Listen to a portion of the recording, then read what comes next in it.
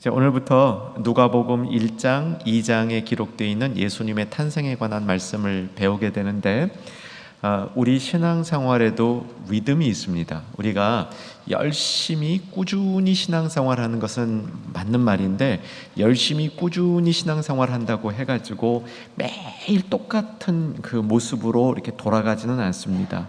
우리가 1년을 주기로 놓고 보면 이제 두 개의 우리 신앙생활을 돌아볼 수 있는 큰 계절이 있습니다. 부활절과 성탄절이죠. 부활절을 중심으로 우리는 사순절을 기억하며 마음속에 지키게 되고, 성탄절을 준비하면서 대강절 혹은 대림절, 이 기간을 지키게 됩니다. 대림절, 대강절은 좀 짧아서 원래는 이제 오는 주일부터 시작이 되는데, 제가 누가복음은 할 게 많아서 금요일 저녁부터 시작이 됩니다. 금요일 저녁은 3번, 주일은 5번, 성탄절 해가지고 6번에서 총 9번 말씀을 증거하게 되는데, 누가복음에 기록된 예수님의 탄생을 살펴보려고 하는데, 자, 누가의 직업적 배경이 뭐죠? 의사죠. 누가는 직업적 배경이 의사인데, 의사를 공부한 분들은 논리적이겠습니까? 아니겠습니까? 논리적이에요. 그리고 마태와는 달리 누가는 태어나기를 이방인으로 태어났습니다. 그러니까 태어날 때부터 헬라식 교육을 받고 자랐기 때문에 굉장히 논리적인 전개에 익숙하고, 글을 써도 그 글의 구조가 규격에 딱 맞게 되어 있습니다. 2017년에 마태복음을 다루었는데, 이제 그것은 틈틈이 복습해 가면서 그 당시에 2년 전에 다루었던 말씀의 골자들을 다시 이제 되짚어 보겠는데, 오늘은 누가복음에 집중해 보면 누가는 예수님의 탄생 이 2장 동안에 기묘한 기법을 하나 사용합니다. 자, 예수님이 오시기 전에 예수님을 준비하러 오셨던 인물이 하나 있죠. 누구였죠? 세례 요한이죠. 근데 이 누가는 어떤 발상을 했냐면, 세례 요한이 태어날 것에 대한 이 수태고지, 세례 요한의 수태, 잉태에 대한 이야기 먼저 쓰고, 예수님이 잉태에 대한 이야기 다음에 쓰고, 그 엘리사벳이 어떻게 그 임신한 다음에 마리아를 만나가지고 이 마리아 뱃속에 있는 아기를 축복하는 이야기를 쓰고, 마리아 자신이 축복하는 이야기를 쓰고, 세례 요한이 태어난 이야기를 쓰고, 예수님이 태어난 이야기를 쓰고, 이렇게 쿵짝쿵짝 3번을 한 겁니다. 요한, 예수님, 요한, 예수님, 요한, 예수님, 이렇게 구조를 그렇게 만든 거예요. 야, 이게 얼마나 기가 막혀요. 세례 요한이 예수님을 증거하러 오고 주의 길을 예비하러 왔는데, 그 주의 길을 예비하러 온 것을 마태복음이나 마가복음에서는 그냥 예수님을 예비하러 세례 요한이 왔다 이렇게 쓰는데, 태어날 때부터 예비했다 이렇게 쓰는 거예요. 이 수태될 때부터 태어나는 과정까지, 세례 요한이 자라나는 과정이, 예수님이 어린 시절에 자라나는 것까지, 이걸 다 연결시켜 가지고 세례 요한과 예수님을 아주 밀접하게 관련시켜 놓은 것이 누가복음 1장과 2장이다. 이게 총 개요입니다. 요거는 이제 우리가 꼭 기억하고 들어가셔야 됩니다. 자, 오늘 본문은 그래서 첫 번째 큰 덩어리인 세례 요한이 어떻게 수태고지 되었는가, 그러니까 세례 요한의 부모님에게 천사가 나타나서 아들 가질 것이다 얘기하죠. 우리 그거 예수님 사건에서도 알고 있죠. 천사가 이름이 뭐죠? 가브리엘. 가브리엘 천사는 천사 중에서 으뜸이지 않습니까? 천사장에 해당하는 가브리엘 천사가 굉장히 중요한 얘기를 전달한다는 뜻이죠. 이 대통령도 비서 중에 비서실장이 있지 않습니까? 비서실장이 가면 다른 비서보다 훨씬 더 중요한 일이다, 이런 뜻이죠. 그래서 가브리엘 천사가 마리아에게 나타나서 아기를 가질 것이다. 이게 이제 우리 마태복음에서 잘 배운 겁니다. 그런데 누가복음에 보니까 세례 요한도 수태고지를 받는데, 이번에는 부모 중에서 누가 받습니까? 아빠가 받습니까? 엄마가 받습니까? 아버지가 받습니다. 사가랴라는 세례 요한의 경우는 천사가 아버지에게 가서 수태 소식을 알리는 겁니다. 그러니까 이게 비슷하면서도요, 그 안에 똑같지 않습니다. 아주 또 그 안에 이렇게 좀 변화를 주고 있지요. 오늘 내용은 사가랴가 받은 세례 요한에 관한 수태고지의 이야기입니다. 자, 5절부터 한번 확인을 하는데 5절에는 이 역사적 배경이 나타나는 겁니다. 역사적 배경과 가정적 배경이 나타나는데, 자, 5절을 한번 읽겠습니다. 유대왕 헤롯 때 아비야 반열에 제사장 한 사람이 있었으니 이름은 사가랴요 그의 아내는 아론의 자손이니 이름은 엘리사벳이라. 여러분, 이제 성경을 위한 퀴즈를 하나 드리는데 약간 응용되어 있습니다. 여러분이 그 막 들으면 답을 알 테인데 응용 한번 꼬였기 때문에 답을 좀 잘 생각하셔야 됩니다. 세례 요한은 어느 지파 사람일까요? 레위. 예, 레위. 여기 레위란 말 없죠? 근데 부인이 레위 지파예요. 그죠? 그의 아내는 아론 자손이니, 아론 자손이라는 게 레위 지파거든요. 이름은 뭐라? 엘리사벳이라. 그 이제 레위 지파다 그랬는데, 아니 그러면 부인이 레위 지파면 남편도 따라 레위 지파입니까? 그건 아니고요. 레위 지파라는 걸 어떻게 알죠? 제사장이니까. 제사장은 예외 없습니다. 제사장은 예외 없이 다 레위 지파 사람인데, 당시에 이 사회에서는 주로 같은 지파끼리 결혼한 것 같아요. 이게 무슨 규정은 아니지 싶은데 같은 지파에서 같이 지내다 보니까 거기서 뭐 서로 알게 되니까 이제 혼인 관계가 이루어졌다 이렇게 보시면 좋겠고요. 자, 레위 지파 제사장 사가랴 됐죠? 어느 왕 때입니까? 헤롯 왕 때. 이거 복잡합니다.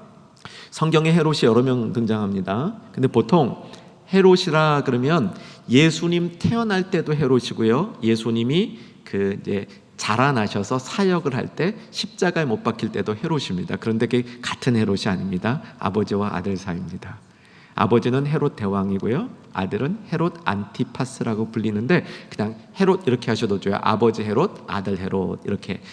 예수님 태어날 때 아기 예기를 죽이려 했던 헤롯은 어떤 헤롯입니까? 헤롯 대왕입니다.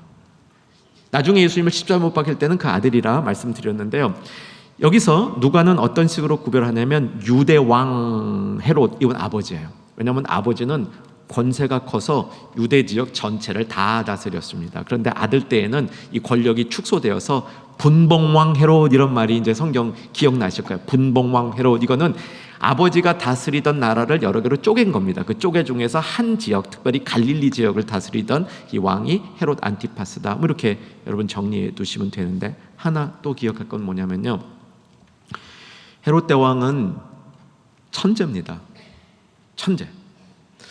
우리가 알고 있는 역사 가운데 헤롯 대왕과 견줄 수 있는 재주를 가진 사람, 그러면 제가 딱 떠오르는 거는 슈바이처 박사예요. 슈바이처 박사가 의학도 했다고 그러죠. 물리학도 했다고 그러죠. 음악도 뭐 엄청나게 뭐 잘한다고 그러죠. 이거 뭐 보통 사람이 아니잖아요. 이거 뭐 비슷한 분야에서 뭐 몇 가지를 했어야 뭐 이렇게 악기를 다룰 때 이 악기도 다루고 저 악기도 다루고 이런 거야 뭐 그래도 그것도 어렵지만 우리가 좀 그럴 수 있다고 보는데, 전혀 다른 분야를 막 이렇게 뭐 정말 최고의 학자가 될 정도면 이거 천재죠. 근데 이 헤롯 대왕이 그런 인물입니다. 헤롯 대왕이 당시 로마 제국에서 가장 눈여겨보던 젊은이 중에 하나였습니다. 20대 때. 근데 이런 헤롯 대왕이 그 가지고 있는 가장 특별한 재주 중에 하나가 뭐냐면 이 건축의 귀재입니다. 귀재. 그래서 이 헤롯은 당시에 엄청난 이 지식과 재주를 갖고 있었고, 자기가 자원해서 유대로 가요.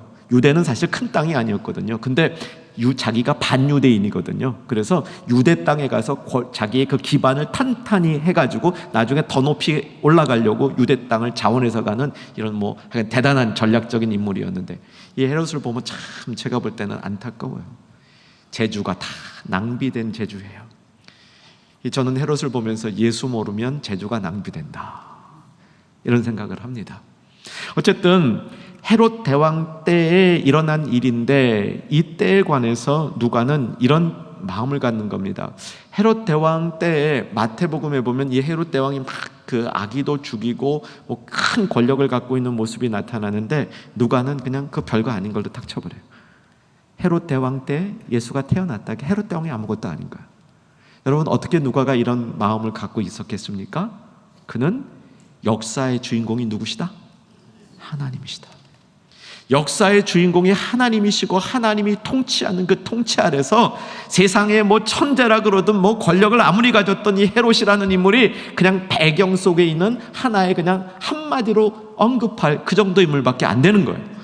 누가가 갖고 있는 이 역사적 이 안목이라는 것은 철저히 하나님의 구속적 사역, 하나님이 어떻게 세상을 구속하시는가, 어떻게 통치하시는가, 거기에 관심을 두고 보니까 이 유다 왕 헤롯이 얼마나 힘이 있든지 간에 그게 별게 아닌 것으로 보이는 이 누가의 안목, 이것이 5절에 살짝 나타나는 거죠.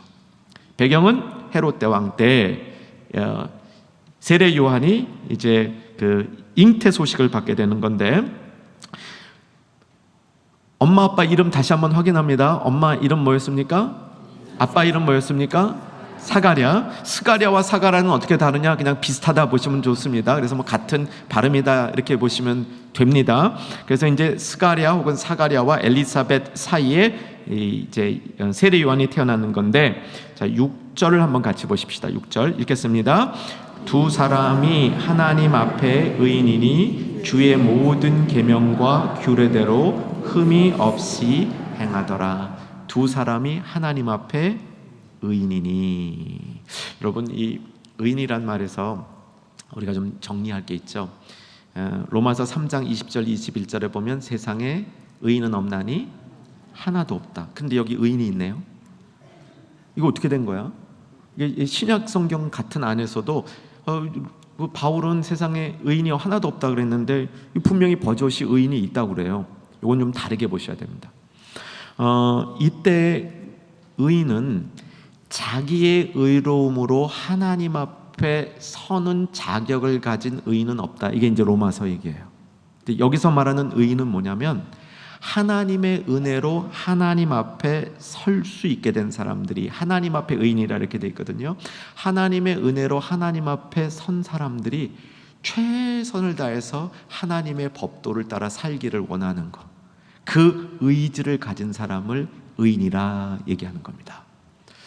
그래서 잠깐 로마서 이야기를 잊어버리시고요, 우리는 예수 그리스도의 의를 덧입어서 의인이 된다. 이것은 우리가 잘 알고 있는 구원의 원리인데, 거기에 덧붙여서 정말 내가 의로운 삶을 살기 위해서 주님 앞에 은혜로 주님의 자녀가 된 우리들이 정말 마음을 다해서 하나님의 법도대로 살려는 노력을 해야 되는 줄로 받으시기 바랍니다.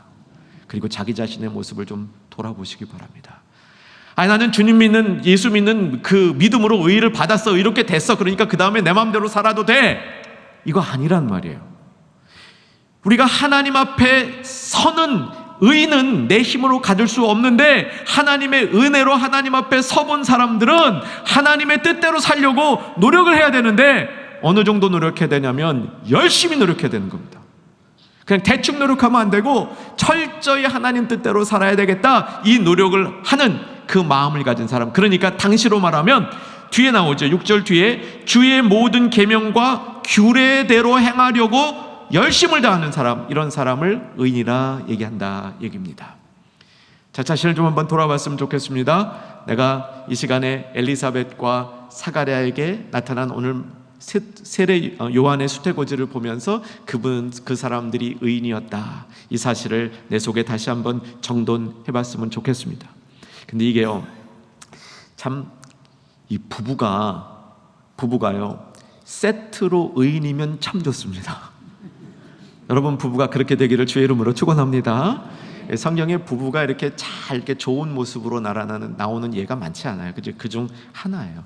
사가랴와 엘리자벳이 둘 다 의인이라. 이제 6절에 보면 두 사람이 하나님 앞에 의인이니, 이때 이 두 사람이라는 말 표현 자체가 두 사람이 이루는 아름다운 공동체의 모습을 얘기해주고 있습니다. 그래서 엘리사벳과 사가랴가 정말 하나님을 온전히 섬기는 부부로서의 삶을 살고 있었는데, 그렇다고 인생에 문제가 없었던 게 아니라는 겁니다. 이들 부부에게 문제가 있었습니다. 어떤 문제가 있었죠? 자식이 없어요. 다 괜찮은데, 다 좋은데 자식이 없어요. 이 자식이 없으니까 뭐 요즘 같은 뭐 그렇죠. 예. 뭐 무자식 무슨 팔자 뭐 이런 얘기도 없는 건 아닌데 뭐 사실 우리 자식을 키워보면 참 많은 즐거움이 있는데 또 뭐 즐거움 못지않게 어려움도 있고 그러니까. 근데 그 당시에는 이 자식이 없는 것은 정말 남편에게나 아내에게나 다 고통이죠. 남편에게는 대를 이을 수 없다는 고통이고요, 아내는 여성으로서의 역할을 못했다 하는 고통이 있는 거죠. 그래서 7절에 보면 이제 그 반전이 일어나는 겁니다. 이렇게 의인인 가정 속에도 아이를 잉태하지 못하고 이미 나이가 많이 들어서 더 이상 불임 인 상태, 이제 가임 불가의 상태에 이 부부가 이르렀다. 이제 7절 보이고요. 자, 이제 8절을 보면 제사장인 사가랴가 수태고지를 받을 때 아주 그에게 특별한 일이 벌어지고 있는데, 당시의 제사제도에 대한 설명이 8절, 9절, 10절에 나타납니다. 같이 한번 달아서 8절, 9절, 10절을 읽겠습니다. 마침 사가랴가 그 반열의 차례대로 하나님 앞에서 제사장의 직무를 행할새 제사장의 전례를 따라 제비를 뽑아 주의 성전에 들어가 분향하고 모든 백성은 그 분향하는 시간에 밖에서 기도하더라. 그러니까 사가랴가 수태고지를 받은 것이 그냥 혼자 은밀하게 있다가 받은 것이 아니라 공적인 일을 수행하는 중에, 물론 천사를 만날 때는 천사와 독대했지만 밖에 수많은 사람들이 그 둘러싸고 있는 가운데 이 세례 요한의 수태고지를 받는 겁니다. 저는 입시 세대였습니다. 대학 입시 세대였는데 모든 시험이 그렇습니다. 경쟁률 3대 1이 되면요, 내가 실력이 아무리 탁월해도 좀 마음이 불안합니다. 그렇잖아요? 3명 중에 1명만 붙고 2명이 떨어지는데 경쟁률 3대 1 정도면요, 내가 좀 실력이 있어도 불안합니다. 경쟁률 10대 1이면요, 이거는 보장은 전혀 없습니다. 아무리 탁월해도요, 이거는 보장이 없습니다. 10대 1 경쟁률. 혹시 여러분 10대 1 경쟁률을 뚫고 나가신 경험이 있으십니까? 제가 LA에서 목회하던 시절에 이제 제가 섬기던 교회가 갑자기 교계에 인기가 생겼습니다. 그래서 부목사님을 한번 모시는데요, 그것도 파트타임 부목사님을 모시는데 1명 모시는데 34명이 지원했습니다. 경쟁률이 얼마입니까? 34대 1. 이건요, 자기 능력으로 되는 게 아닙니다. 이건 정말 자기 능력이 아니에요. 그런데 당시에 이 제사제도를 보면요, 제사장이 굉장히 많았습니다. 어떤 기록에 보면 18,000명이다 이런 기록도 있는데 제가 볼 땐 더 많았던 것 같아요.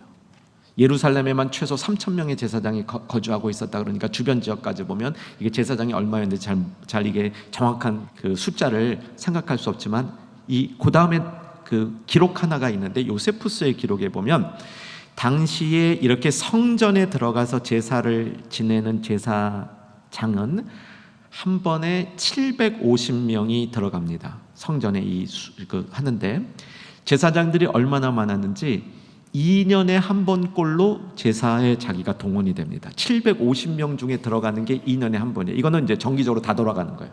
그러니까 제사장으로서 성전에 들어가서 제사를 섬길 수 있는 기회가 몇 년에 한 번씩 온다고요? 2년에 한 번씩. 기간은 한 주간이에요. 한 주간 동안 딱 들어가서 750명이 성전을 섬기는데 그 중에 분향하러 들어가는 사람은 750명 중에 1명이에요. 그럼 이게 경쟁률 얼마? 이거는 말이 안 되는 경쟁률이에요. 이건요, 자기가 뽑혔다는 자체가 이건 하나님이 그냥 어포인 하신 거예요. 하나님이 그냥 불러서 그날 그 사가랴를 만나려고 하신 거예요. 이건 상상할 수 없는 거예요. 그러니까 사가랴는 그 2년에 한 번씩 일주 섬기려고 하나님 앞에 갔다가 자기가 제비 딱 뽑히는 순간, 이건 보통 일이 아니었잖아요. 그래가지고 분향하러 성전에 들어갔는데, 이거 성소겠죠. 들어갔는데 거기 이제 어떤 일이 있었냐면 주의 사자가 향단 우편에 서 있는 거예요. 이 사가랴가 얼마나 무서웠겠습니까? 그래 무서웠는데 13절에 보니까 이 천사가 무서워하지 말라라고 얘기하고요. 그 다음에 너의 간구함이 들린지라. 뭘 간구했겠습니까? 그렇죠. 악이 달라는 간구함이 내 귀에 들린지라 하나님 귀에 들린지라 내 아내 엘리사벳이 내게 아들을 낳아주리니 그 이름을 뭐라? 요한이라 하라. 여러분 이거 다 어디서 좀 익숙한 표현 아니에요? 처녀가 잉태하여 아기를 낳으리니, 이거 예수님에 관한 거잖아요. 그 이름을 뭐라 하리라? 예수라 하라. 이 비슷한 패턴이 나오는 거예요. 그러니까 세례 요한의 수태고지는 결국 뒤에 있을 예수님의 수태고지를 준비하는 거죠. 예수님의 수태고지가 그냥 뚝 생긴 일이 아니고 앞에 전례가 있는 일이다, 준비되어진 일이다, 이렇게 얘기하는 거죠. 자, 요한의 이름, 예수의 이름 누가 주셨습니까? 하나님이 주신 거예요. 하나님이 천사를 통해서 주신 거예요. 자, 처음에 에덴 동산에서 아담과 하와를 만드시고 다른 피조물들을 만드시고 피조물들의 이름을 누구에게 지으라 그랬습니까? 아담에게. 무슨 의미라 그랬죠? 피조물에 대한 통치권이에요. 자, 예수님과 요한의 이름을 누가 줬다고요? 하나님이 천사를 통해 줬어요. 그러면 그 사람들에 대한 통치권이 누구에게 있습니까? 하나님의, 특별한 하나님의 통치권이 있는 인물이다, 이런 의미가 되는 거죠. 자, 그렇게 13절에 수태고지가 일어나는 겁니다. 자, 그런데 이 수태고지는 단순히 아이를 낳으리라 이것만 알려진 게 아닙니다.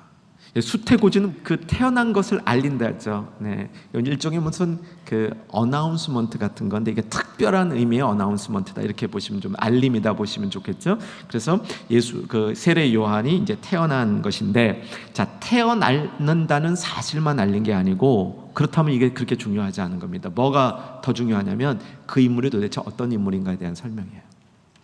그 인물이 도대체 어떤 인물인가에 대한 설명이 14, 15, 16절에 나옵니다.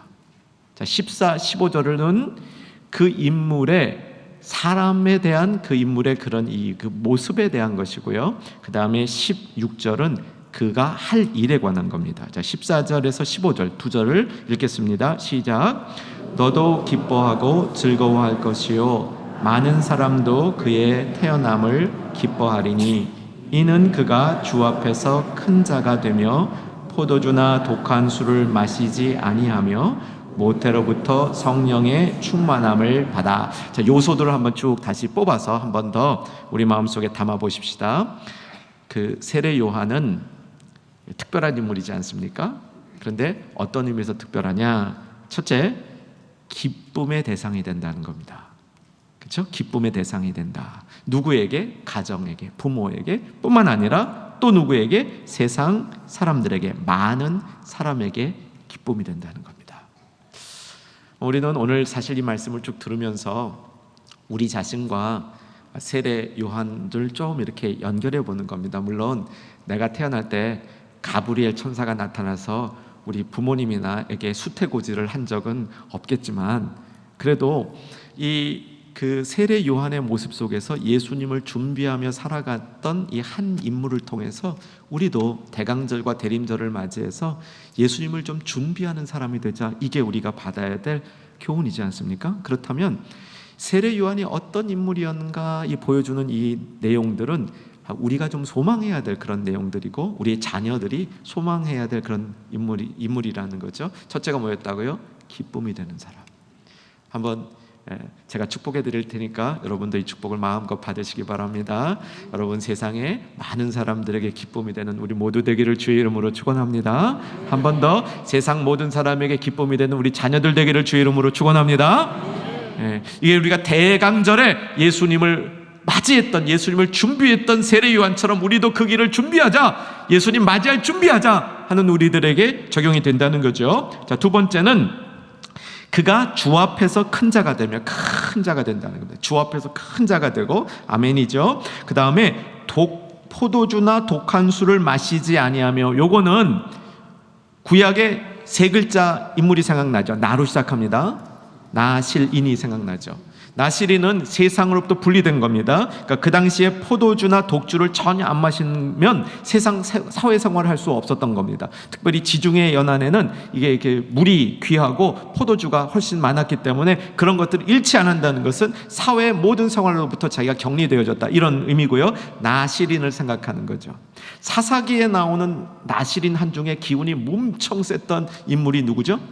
삼손이죠. 삼손도 나시린입니다. 삼손을 좀 한번 살짝 기억하면 좋겠습니다. 자, 뒤랑 연결이 되어서 그래요. 포도주나 독한 술을 마시지 않으면 하나님이 구별되어졌다. 그리고 모태로부터 뭐를 받았다? 성령의 충만함을 받았다. 사실 나시린 삼손이요, 마지막에 이렇게 곁길로 나가서 눈도 뽑히고 그랬다가 마지막에 다시 한번 힘을 받을 때 그때 뭐라고 돼 있냐면 하나님의 성령이 갑자기 그에게 임하사, 사사기 14장에 그런 표현이 있습니다. 그러니까 나시린과 성령의 충만함을 받는 것이 구약적인 배경도 조금 있습니다. 자, 이렇게 그는 태어날 때부터 이렇게 구별되어졌다. 기쁨이 되었고 큰 자라 되었고 나시린처럼 구별되어졌고 모태로부터 성령의 충만함을 받았다.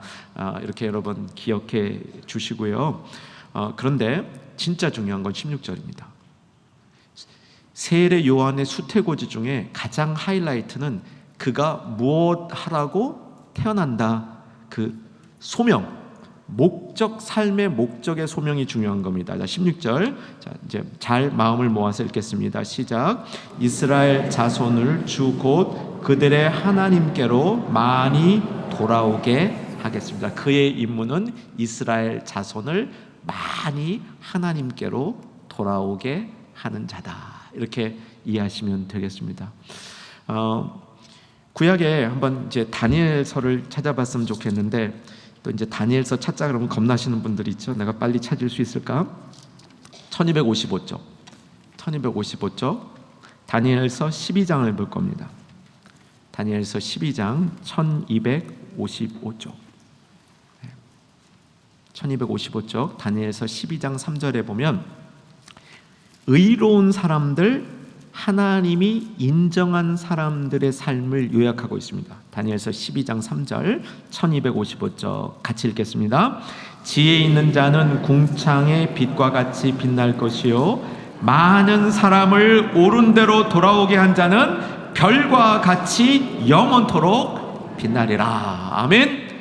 예, 그 다니엘서 12장 3절에 나오는 하나님이 아주 기뻐하는 이 모습의 사람, 이 사람의 모습은 뭐였냐면 많은 사람을 하나님께 돌아오는 사람들인데 이 사람들이 빛나는 인생을 살 것이다, 이렇게 예언되어 있죠. 16절에서 그가 많은 사람을 하나님께로 돌아오게 하리라. 자, 이번 다시 한번 우리 마음속에 좀 한번 또 우리에게 적용해 봤으면 좋겠습니다. 이번 대강절을 통해서 많은 사람을 하나님께 돌아오게 하지는 못한다 할지라도 한두 사람에게는 하나님의 영향력을 미치는 우리 모두가 되기를 주 안에서 소망하기를 바랍니다. 나를 통해서 이번 대강절을 우리가 준비하는 가운데 그래도 몇 영혼이 주님 앞에 돌아오게 되어지는 그런 역사가 있기를 기대하며 내 자신이 먼저 주님 앞에 온전히 돌아가서 주님 그 기뻐하는 자리에 쓸 수 있기를 마음속으로 구해야 되겠습니다. 자, 하나님께로 많이 돌아오게 하는 이 설명이 17절에서 계속되는데 이 부분이 그래서 매우 중요하게 되는 겁니다. 17절 어떻게 하나님께 돌아오게 하는가, 이게 이제 관심의 초점이 되는데, 자 17절은 정말 우리 이 내용을 마음속에 꼭 담아둬야 됩니다. 잊지 않아야 됩니다. 같이 읽겠습니다. 그가 또 엘리야의 심령과 능력으로 주 앞에 먼저 와서 아버지의 마음을 자식에게 거스르는 자를 의인의 슬기에 돌아오게 하고 주를 위하여 세운 백성을 준비하리라. 누구의 심령과 능력을 가졌다고요? 다시 한 번 더. 누구의 심령과 능력을 가졌다고요? 자, 다시 엘리야의 뭐와 뭐를 가졌다고요? 할렐루야. 꼭 기억하셔야 됩니다. 그래서 지금 이 가브리엘이 얘기하고 있는 겁니다. 천사가 세례 요한을 얘기하면서 누구랑 연결하고 있냐면 구약의 엘리야랑 연결하고 있는 겁니다. 특별히 엘리야의 심령과 능력을 그가 가져서 그 심령과 능력을 가지고 다른 사람들을 하나님께 돌아오게 한다는 겁니다. 그러니까 우리가 다른 사람을 하나님께 돌아오게 하기 위해서 세례 요한의 모델을 따라갈 때 세례 요한에게 있었던 엘리야의 심령과 능력이 우리 가운데도 있기를 기도할 수 있다는 겁니다. 그러면 엘리야의 심령과 능력이 뭐냐는 거죠. 엘리야의 심령과 능력이 뭐길래 이것이 사람들의 마음을 뒤집어 가지고 사람들의 마음을 변화시켜 가지고 거기 보니까 아버지의 마음을 자식에게 거스르는 자를 의인의 슬기에 돌아오게 한다 이렇게 돼 있거든요. 아버지의 마음을 자식에게, 이걸 생각해 보면 아마 이런 것 같아요. 아버지의 마음이 자식에게 잘 전달이 안 되는 경우가 많습니다. 요즘 세대들은 아버지들이 그 자식에게 표현을 많이 하는 것 같아요. 그래서 뭐 젊은 세대를 보면 아들을 볼 때 아들 뭐 부르면서 이렇게 뭐 굉장히 뭐 이렇게 살갑게 많이 해요. 근데 저희 시대 때는요 그런 거 없었던 것 같아요. 그냥 아버지는 그냥 근엄하게 딱 계시면요 아들이 알아서 그 아버지의 마음을 알아야 돼. 그 아버지는 아들이 모르면 그냥 계속 그냥 마음 끙끙 앓으시면서 그냥 근엄하게 계시는 거야. 그래서 이게 아버지의 마음이 아들에게 전달되어지는 것은 뭘 얘기하냐면 소통이 기가 막히게 된다는 얘기입니다. 근데 아버지와 아들은요 이 마음이 통하면 그것처럼 가까워지 그런 사람들이 또 없습니다. 아들이 아버지의 마음을 알고 아버지가 아들의 마음을 알면 이것처럼 이게 정말 아름다운 소통이 이루어지는 자리가 없는데 엘리야의 능력과 심령은 세상에 복이 드문 소통을 만들어내는 것. 그러니까 이 세상은 죄로 인하여 불통이 가득한 세상 속에서 소통을 만들어내는 것이 엘리야의 심령과 능력이다. 이렇게 본문을 통해서 이해할 수 있게 되는 겁니다. 사랑하는 여러분, 이번 대강절 우리가 이제 한 달 정도 지키게 되는데 이 기간 동안 다른 사람을 주 앞에 돌아오게 하는 축복, 이것 참 귀하고 그 전에 우리 자신이 정말 주님 앞에 온전히 돌아갈 수 있는, 그러기 위해서 엘리야의 심령과 능력을 경험하는 이번 아름다운 기간이 되기를 주 안에서 소망합니다. 자, 엘리야의 심령과 능력에 대해서 조금 더 공부해야 됩니다. 엘리야의 심령과 능력을 가장 잘 보여주는 성경의 구절은 엘리야에 대한 기록이 있는 그 장소가 아니에요. 말라기입니다.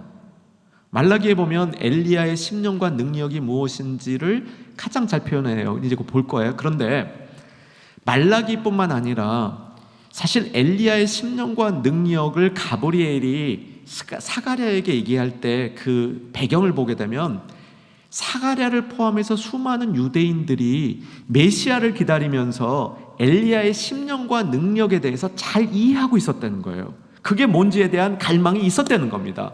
엘리야의 능력과 심령으로 가브리엘이 그랬는데 그 순간에 그 사가랴가 있다가 잠깐만요, 제가 그건 무슨 뜻인지 모르겠습니다, 집에 가서 찾아보고 공부하고 오겠습니다, 이러지 않았다는 거예요. 그게 엘리야의 심령과 능력을 딱 선포할 때 사가랴는 그거구나, 내가 알고 있었던 거구나, 저게 이거구나 라고 연결되어졌다는 겁니다. 이해되셨어요? 그러니까 엘리야의 심령과 능력은 당시의 유대인들이 보편적으로 바라고 있었던 거라는 거죠. 자, 우리도 엘리야의 심령과 능력을 이제부터 사모해야 되는데, 자, 아까 답은 이미 다 드렸습니다. 엘리야의 심령과 능력은 사람과 사람을 소통하게 하는 거, 사람을 하나님께 돌아오게 하는 거, 이게 이제 엘리야의 심령과 능력인데, 이제 답은 다 이미 아는 겁니다. 우리가 이것을 조금 더 이렇게 더 넓고 분명하게 확인을 해가는 겁니다. 자, 말라기를 보셔야 됩니다. 말라기로 가십시다. 마태복음 바로 앞에 있습니다. 이제 찾으실 수 있을 겁니다. 마태복음 바로 앞에 말라기 2장, 3장, 4장을 볼 건데, 얼마 전에 우리의 매일 성경 본문이었기 때문에 이제 새벽기도 매일 나오시는 분들, 성경 묵상 매일 하시는 분들은 말라기 최근에 다 공부하셨습니다. 자, 말라기 보려면 말라기는요 마지막 시대의 회복에 관한 책입니다. 마지막 시대의 회복에 관한 이야기를 하면서 5절을 한번 보시면 2장 5절 읽겠습니다. 레위와 세운 나의 언약은 생명과 평강의 언약이라 내가 이것을 그에게 준 것은 그로 경외하게 하려 함이라. 그가 나를 경외하고 내 이름을 두려워하였으며. 이 본문에 대해서 새벽 제단에서도 아주 말씀이 잘 분명하게 잘 전달이 되었습니다. 레위와 세운 언약이다. 요건 배경이 있어요. 당시에 선지자들 시기에 사회가 굉장히 타락한 때가 많이 있었죠. 에스겔 때, 예레미야 때 뭐 등등 있었는데, 이때 특징이 뭐냐면 제사장들이 타락하는 겁니다. 제사장들이. 여러분, 제사장들이 타락을 하게 되면 왜 사회가 어두워지냐면, 제사장의 임무는 제사를 드리는 거라고 여러분 생각하시죠? 근데 그것만이 아니에요. 제사장의 중요한 임무는 뭐냐면 제사를 법대로 드려야 됩니다. 그러니까 제사장은 법에 정통한 사람이에요. 하나님이 받으시는 게 뭔지 그 법에 정통한 사람입니다. 그래서 우리가 이 시대에 제사장의 임무로 산다, 이건 뭐냐면요, 하나님이 받으시는 게 뭔지를 전문적으로 아는 사람이에요. 이걸 하나님이 받으시고 저건 하나님이 안 받으신다. 그러니까 꼭 신학 훈련을 해서 뭐 석사를 받고 박사를 받아야 되는 게 아니라, 내가 내 신앙을 통해서 하나님이 이건 받으시는 거 분명히, 이건 안 받으시는 거 분명히, 이거를 정확하게 이해하는 영적 분별력이 있는 사람이 이 시대에 제사장의 역할을 감당하는 사람들이에요. 근데 당시에는 제사장들이 타락하면서 그 분별력이 흐려진 거예요. 그래서 말라기서가 얘기하는 건 뭐냐면, 제사장이 바로 세워져야 시대의 회복이 온다. 자, 하나님이 왜 세례 요한을 제사장 가문에 세우셨는지 이해가 되셨습니까? 이 배경을 보면 이해가 되는 거죠. 근데 무엇보다도 말라기서 4장 5절과 6절을 보셔야 됩니다. 4장 5절과 6절. 4장 5절과 6절. 특별히 5절 보겠습니다. 5절 읽습니다. 보라, 여호와의 크고 두려운 날이 이르기 전에 내가 선지자 엘리야를 너희에게 보내리니. 자, 마지막 때가 오기 전에 선지자 엘리야를 너에게 보내리니, 이 말라기 4장 5절이 딱 있는 겁니다. 그래서 가브리엘 천사가 엘리야의 심령과 능력이 세례 요한에게 임해서 세례 요한이 말라기서 4장 5절에 예언되어 있는 그 엘리야의 오심을 가지고 하나님의 때를 예비하는 사람이다, 이렇게 연결한 거죠. 이제 잘 정리가 되신 줄로 압니다. 그런데 당시의 유대인들에게는 엘리야와 에녹은 특별한 인물이었습니다. 엘리야와 에녹의 공통점 뭐죠? 죽지 않고 하늘에 올라간 사람이에요. 자, 죽지 않고 하늘에 올라갔다는 것이 당시 유대인들에게는 어떤 의미로 다가왔냐면, 그들은 엘리야와 에녹은 죽지 않고 하나님에게 올라갔기 때문에 다시 올 것이라는 거예요. 다시 올 때 그냥 오는 게 아니라 하나님의 계시를 한 보따리 갖고 올 거다, 이렇게 생각하고 있었던 겁니다. 그래서 기대하고 있었습니다. 문제는 이 엘리야가 메시아인지 메시아를 예비하는 인물인지 이게 불분명한 거예요. 그래서 어떤 사람들이 예수님께 가서 당신이 엘리야입니까? 라고 물어볼 때 예수님이 뭐라 그러냐면, 엘리야 왔다. 누구였냐? 세례 요한이다, 이렇게 말씀하시잖아요. 기억나시죠? 예수님은 분명히 알고 계셨던 거예요. 엘리야는 세례 요한이다. 근데 4장 5절만 놓고 보면 이 엘리야가 메시아인지 메시아 전에 오는 인물인지 불분명하단 말이에요. 잘 따라오고 계시죠? 3장 1절로 가셔야 됩니다. 그래서 말라기 3장 1절, 말라기 3장 1절로 갑니다. 읽겠습니다. 만군의 여호와가 이르노라, 보라, 내가 내 사자를 보내리니 그가 내 앞에서 길을 준비할 것이요, 또 너희가 구하는 바 주가 갑자기 그의 성전에 임하리니. 분명히 사자와 주가 달라요. 그러니까 앞에 사자는 엘리야 곧 세례 요한이고, 뒤에 주는 예수 그리스도 메시아신 거예요. 말라기서 3장 1절과 4장 6절을 같이 보셔야 이 엘리야에 대한 예언이 이제 정돈이 되는 겁니다. 자, 마지막 오늘 정리를 이렇게 하겠습니다. 많은 사람을 주님 앞에 돌아오도록 부른 사람이 엘리야죠.